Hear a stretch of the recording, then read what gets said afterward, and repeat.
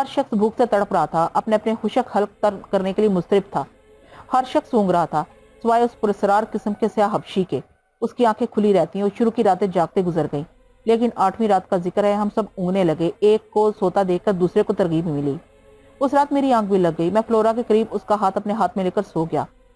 ہندی دوشیزہ بھی فلورا سے لپٹی ہوئی تھی، ہوا اس کی سبز ساڑی بار بار اڑا دیتی تھی۔ اب اس نے کچھ اس طرح سے باندھ لیا تھا کہ سوتے میں تیز ہوائیں سے چھڑخانے سے باز رہیں۔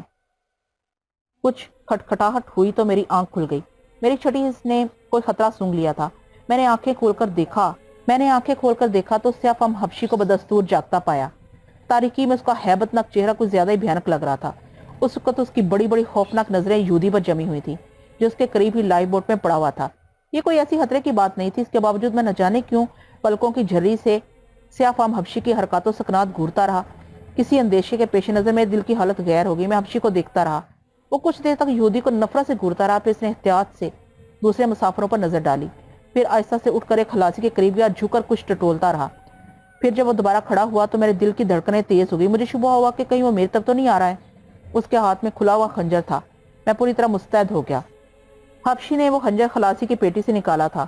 خوف سے میرا برا حال تھا، مگر وہ میری طرف آنے کے بجائے یہودی کے قریب گیا، اسے غور سے گھورنے لگا۔ میں چپ چاپ دم سادے پڑا تھا۔ حبشی نے ایک بار پھر سرسری نظروں سے سوتے ہوئے باقی افراد کو دیکھا، پھر ایک گھٹنا ٹیک کر یہودی کے سیدھے ہاتھ کی جانب بیٹھ گیا۔ حبشی اب ہر طرف سے بے نیاز تھا۔ اس نے خنجر والا ہاتھ فضا میں بلند کیا اور الٹے ہاتھ کو پوری قوت کے ساتھ یہودی کے منہ پر رکھ دیا اور آنے واحد میں خنجر اس کے سینے میں پیوست کر دیا۔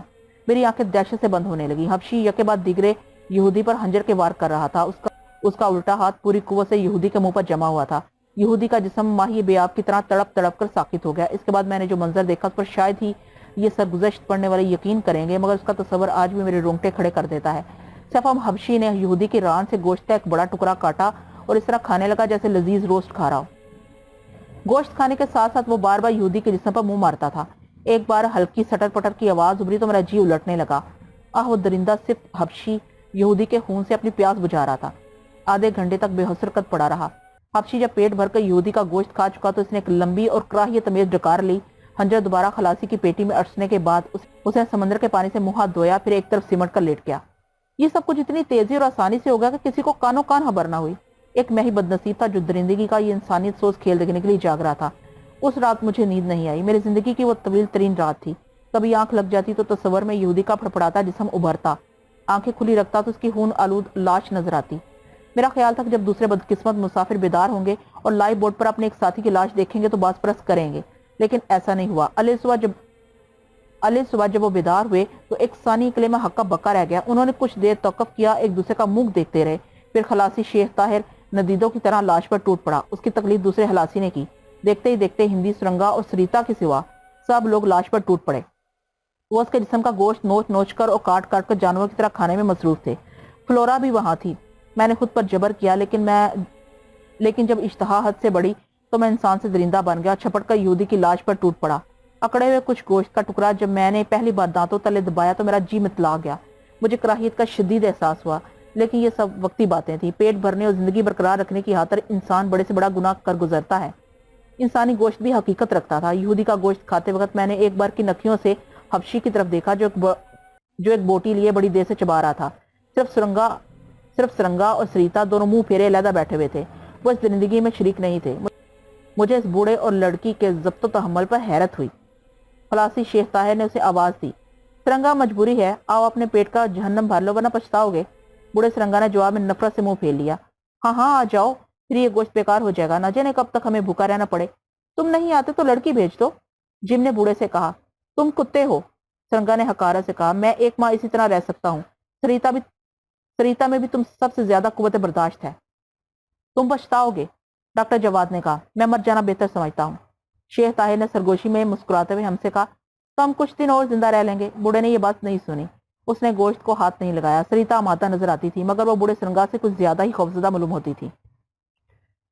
مجھے احساس ہے کہ ایک انسان کا دوسرے انسان کو پھاڑ کھانا سنگین ترین گناہ ہے، لیکن ہمارے پاس اس کے سوا کوئی چارہ نہیں تھا۔ ہماری جگہ کوئی بھی ہوتا تو یہی کرتا۔ مسلسل فاقوں نے ہمیں درندہ بنا دیا تھا۔ اگر سیاہ فام حبشی پہل نہ کرتا تو عین ممکن تھا کہ یہ لرزہ خیز کام ہم میں سے کسی ایک کو بلاخر انجام دینا پڑتا۔ غرض کہ جب ہم میں سے ہر شخص یہودی کے جسم کا گوشت حلق تک ٹھونس چکا تو طے ہوا کہ اس کی لاش کا باقی ماندہ حصہ جو اب ہڈیوں کے پنجر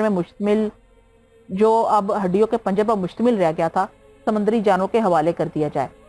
یہ مشورہ سب سے پہلے فلورا نے دیا تھا، جو پیٹ بھرنے کے بعد اب لاش دیکھ کر خوفزدہ ہو رہی تھی۔ ڈاکٹر نے فلورا کے مشورے کی تائید کی۔ اس کا خیال تھا کہ اگر لاش لائف بوٹ پر رہنے دی گئی تو اس کا تغین دوسروں کی بیماری یا کسی وبا کا باعث بن سکتا ہے۔ ہم میں سے ہر شخص اس بات پر متفق ہو گیا، لیکن پرسرار قاتل اور سیاف حبشی نے اس وقت بھی خاموشی اختیار کر رکھی تھی۔ اس کی نظریں اب یہودی کے بھیانک چہرے اور دھڑے جسم پر مرکوز تھیں۔ ڈاکٹر نے جب ایک خلاصی کی مدد سے یہودی کی لاش اٹھانا چاہی تو پرسرار حبشی، جو 8 روز تک اپنی زبان کو تالو سے چپکائے رہنے پر قادر تھا، چپ نہ رہ سکا۔ اس نے ٹوٹی پھوٹی انگریزی میں ڈاکٹر کو مخاطب کیا: ڈاکٹر، لاش کو سمندر میں مت پھینکو، یہ ہمارے لیے کارآمد ثابت ہوگی۔ ہر شخص کو حبشی کے بولنے پر تعجب ہوا اور سب کی نگاہیں اس کے چہرے کی جانب اٹھ گئیں۔ ڈاکٹر نے وجہ دریافت کی تو حبشی نے آسمان کی طرف نظریں اٹھائیں، پھر کچھ بدبدانے کے بعد خوفناک انداز میں ڈاکٹر سے بولا: ابھی وجہ مت پوچھو، سورج کو سر پر آنے دو، پھر تمہیں معلوم ہوگا کہ اس بدبخت کی لاش ہمارے لیے کتنی قیمتی ہے۔ مجھے ایک موقع دو، جو میں کہتا ہوں اس پر عمل کرو، خاموش رہو۔ ڈاکٹر نے کچھ نہ سمجھتے ہوئے اپنے شانے اچکائے اور لاش کو دوبارہ لائف بوٹ میں چھوڑ دیا۔ حبشی سے کسی نے پھر کوئی سوال نہیں کیا۔ میری طرح شاید سبھی اسے خائف تھے۔ فلورا مجھ سے چپکی ہوئی تھی۔ حبشی نے نظریں سمندر کی طرف گھمائیں تو اس نے بہت آہستہ سے سرگوشی کی: جابر، مجھے یہ حبشی کوئی بہت خطرناک شخص لگتا ہے، مگر اس کا وجود ہمارے لیے اعتماد کا باعث ہے۔ شاید ہی ہماری کوئی مدد کر سکے۔ مدد؟ وہ کیسے؟ میں نے آہستگی سے مسکرا کر پوچھا۔ اس کی آنکھوں کو غور سے دیکھو، ان میں ساحرانہ چمک ہے۔ ساری دوپہر کو سورج سے آنکھیں لڑاتا ہے۔ میں نے ڈربن کا سفر کئی بار کیا ہے، افریقی جادوگروں کے بارے میں میں نے بہت کچھ معلوم کیا۔ تم نہیں جانتے، وہ بڑی بڑی پرسرار قوتوں کے مالک ہوتے ہیں۔ اس زمانے میں یہ باتیں سمجھ میں نہیں آتی، لیکن افریقہ میں جگہ جگہ اس کا چرچا ہے۔ یہ حبشی بھی کوئی جادوگر معلوم ہوتا ہے۔ ایسے لوگوں کے لیے کوئی بات ناممکن نہیں ہوتی۔ کیا تم نے غور کیا کہ وہ گزشتہ سخت دنوں میں ایک لمحے کے لیے بھی فکر مند نظر نہیں آیا؟ فلورا نے کہا۔ فلورا کی باتوں نے میرے خدشات کو ہوا دی۔ افریقہ کی گھنی اور تاریک بستیوں کے اسرار کے متعلق سنا تھا کہ ان لوگوں کی دنیا ہی عجیب ہے، وہ ساری دنیا کے لوگوں سے مختلف ہیں۔ ان کے عقیدوں، رسم و رواج کی بنیاد توہمات پر ہے۔ سنا تھا کہ ان کے کانٹے کا کوئی منتر نہیں ہوتا۔ جہاز کے اندھونک حادثے اور فلورا کی زبانی تاریخ براعظم کے پراسرار واقعات سن کر میں ڈاواڈول ہو گیا اور توہم کے ریلے میں بہہ گیا۔ ہم دونوں اسی موضوع پر گفتگو کر رہے تھے۔ گرانڈیل حبشی نے ایک دم پلٹ کر خوخار انداز میں فلورا کی جانب نگاہیں اٹھائیں۔ فلورا نے وہ تمام باتیں اتنی آہستہ کی تھی کہ ان کا حبشی کے کانوں تک پہنچنا محال تھا، لیکن اس کی وحشت دیکھ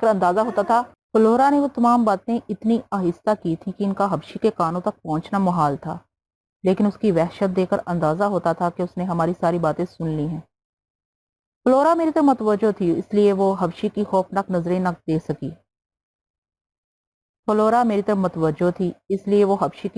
نظریں نہ دیکھ سکی۔ چند لمحوں تک وہ اسی طرح آنکھیں ٹکائے بیٹھا رہا، پھر اس کی نگاہوں کی دہشت کسی قدر کم ہوئی۔ اس نے نفرت بھرے انداز میں مجھے مخاطب کیا: سیکا جوچی، ویکو آنالا، مستی راگوگا، سیکا، ابیش۔ اپنی عورت کو سمجھاؤ، میں شہرت پسند نہیں کرتا۔ مقدس دیوتا کی نظریں دل کا حال بھی پڑھ لیتی ہیں۔ اپنی عورت کو خاموش رہنے کی ہدایت کرو۔ حبشی کی بات سن کر میں حیرت زدہ رہ گیا۔ میں ہر اعتبار سے ایک مکمل عرب نظر آتا تھا۔ مجھے حیرت تھی کہ جہاز پر میری اس سے ملاقات بھی نہیں ہوئی تھی۔ پھر اسے کیسے علم ہو گیا کہ میں ٹوٹی پھوٹی زبان بول سکتا ہوں؟ یقیناً فلورا کا خیال درست تھا۔ میں نے اس سے ادب سے جواب دیا: سیکا بیگاما، سوبال لینا سیون، میں اپنی عورت کو سمجھا دوں گا، تم مطمئن رہو۔ جابر، فلورا نے سہمتے ہوئے پوچھا، یہ تم سے کیا کہہ رہا تھا؟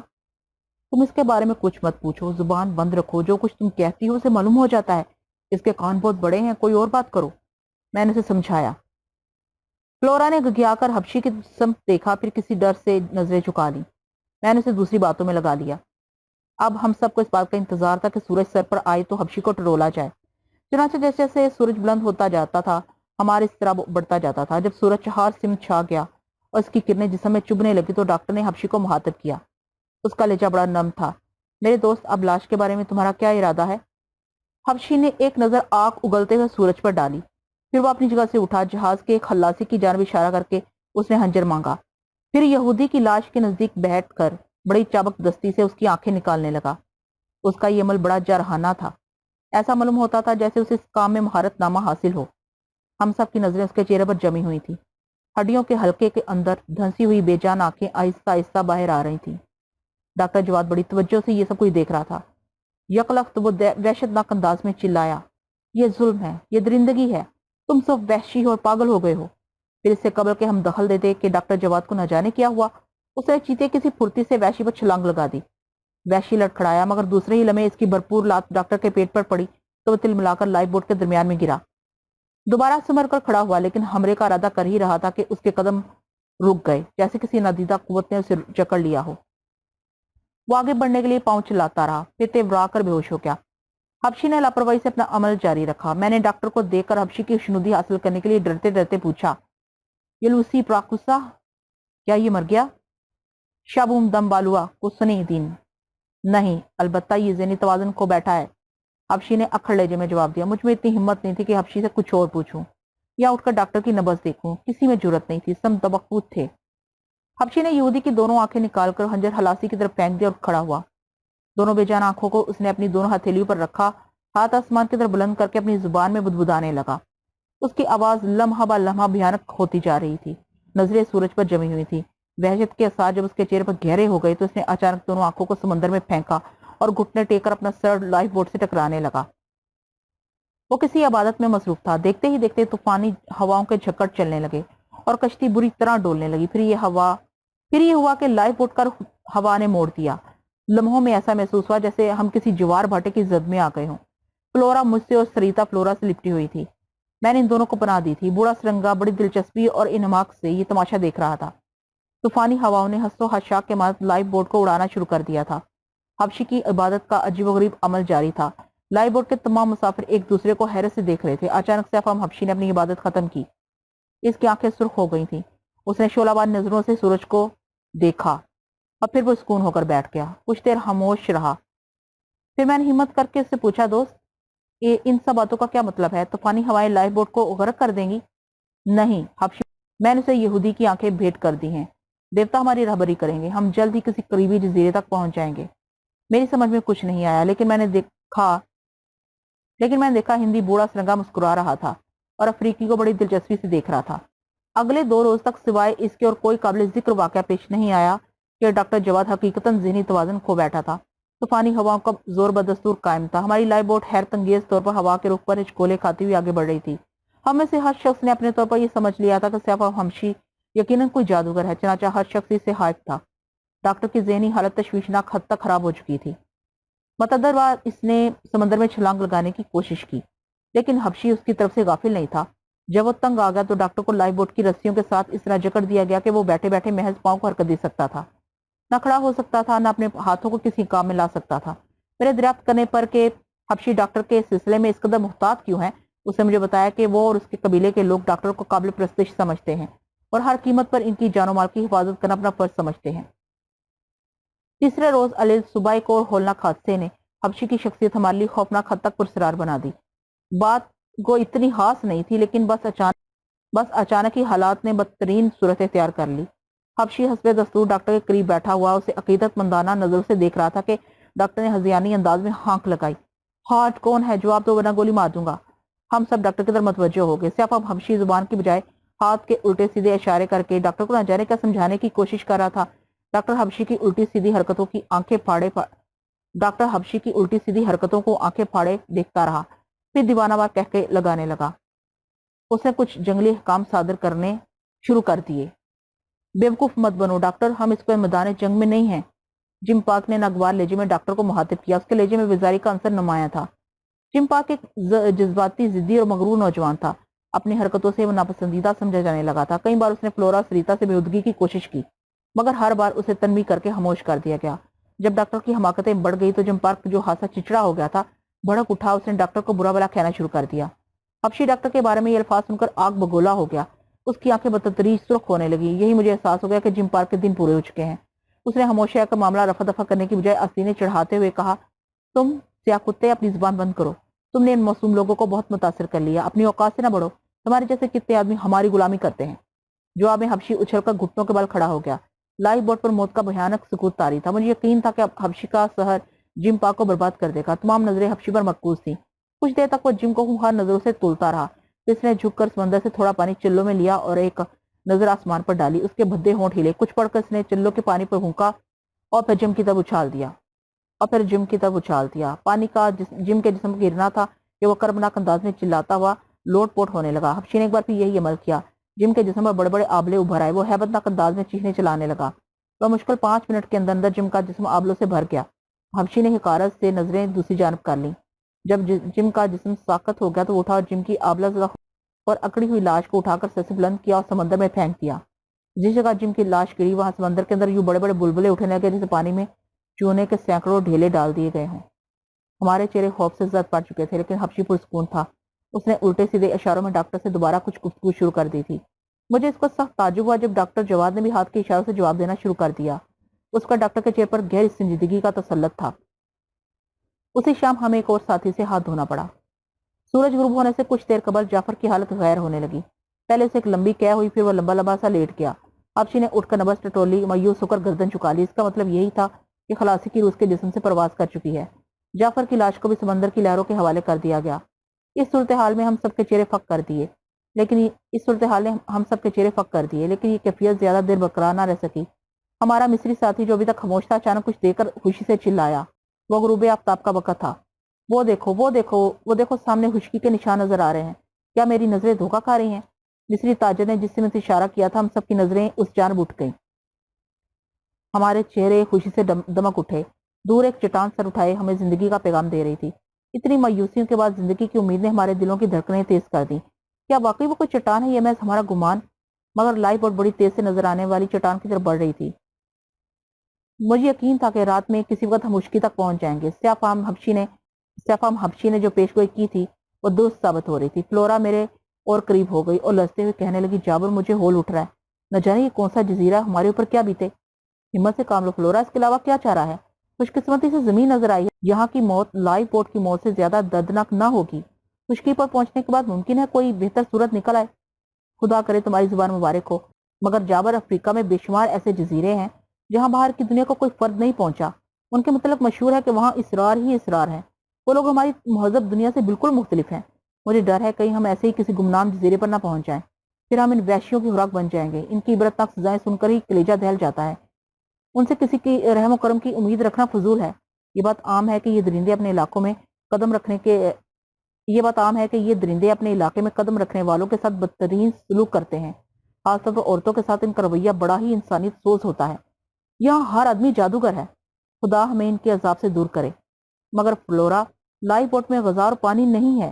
اس جزیرے پر اترنے کے سوا کوئی راستہ بھی تو نہیں ہے۔ حوصلے سے کام لو، مقابلہ کریں گے، لڑ کر مر جائیں گے۔ میری بات سن کر فلورا کے چہرے پر پھیکی پھیکی مسکراہٹ پھیل گئی۔ پتہ نہیں اب کیا ہو جابر، تم مجھے اپنے ساتھ ہی رکھنا۔ اگر یہ لوگ میرے ساتھ زیادتی کرے تو میرا گلا گھونٹ دینا۔ تمہیں مجھ سے کوئی نہیں چھین سکتا میری جان، میں نے اس کا بازو پکڑ کر کہا۔ بس حوصلے اور جرأت کی ضرورت ہے۔ افریقہ کے گمنام جزیروں اور وہاں کے جنگلی وحشی قبائل کے بارے میں آئے دن اخبارات اور رسائل میں سنسنی خیز واقعات و مضامین شائع کیے جاتے رہتے ہیں۔ میرا خود برا حال تھا، لیکن فلورا کو مطمئن کرنے کے لیے اسے جھوٹی تسلیاں دے رہا تھا۔ ہمارے دوسرے ساتھی جب تک اجالا رہا آنکھیں پھاڑے پھاڑے اسی چٹان کی سمت دیکھتے رہے جس کی شکل آہستہ آہستہ واضح ہوتی جا رہی تھی۔ اس وقت ہمارے دل بری طرح دھڑک رہے تھے۔ خشکی پر قدم رکھنے کے خوشگوار تصور سے میرے اور فلورا کے سوا سبھی شادماں فرحاں تھے۔ مقدس جارا کاکا کے بارے میں صرف میں جانتا تھا۔ میں نے دیکھا تھا کہ سرنگا بھی بے چینی سے پہلو بدل رہا ہے۔ توقع کے خلاف ہم جلدی چٹان کے قریب پہنچ گئے۔ سمندری چٹان اب ہم سے بمشکل 1-1.5 میل کے فاصلے پر تھی۔ جو فاصلہ کم ہو رہا تھا ہمارا اضطراب بڑھتا جاتا تھا۔ ہر شخص سب سے پہلے اترنے کے لیے بے چین نظر آتا تھا۔ 11-12 روز کے اذیت ناک سمندری سفر کے بعد زمین نظر آ رہی تھی، لیکن یہ بات کسی کو معلوم نہ تھی کہ زمین انہیں کیا دینے والی ہے۔ موت، مصائب، اذیت، مسرت، نجات یا زندگی؟ کون سی تباہی ان کی منتظر ہے اور کون سا مستہ ان کی سماعت میں رس کھولنے والا ہے؟ سمندری چٹان ہر لمحے اپنا دائرہ وسیع کر رہی تھی۔ درختوں کے جھنڈ بھی اب سیاہی مائل شکل میں نظر آنے لگے تھے۔ اندھیرا بڑھ گیا تھا، چاند کسی دوسری دنیا کی سیر کر رہا تھا۔ میں نے سیاف حبشی کی طرف دیکھا، دراصل اس کے چہرے کے تاثرات پڑھنا چاہتا تھا۔ میرا خیال تھا کہ وہ اپنی سہرانہ قوتوں کی کامیابی دے کر پھولانا سمارا ہوگا، لیکن میرا اندازہ غلط ثابت ہوا۔ حبشی کے چہرے پر جہاز کے ڈوبنے کے بعد آج پہلی بار فکر مندی کے اثرات نمودار ہوئے۔ وہ کچھ سوچ رہا تھا، بہت ہی سنجیدگی اور استغراق سے۔ وحشت و پریشانی میں وہ اچانک ہولناک انداز میں چیخا،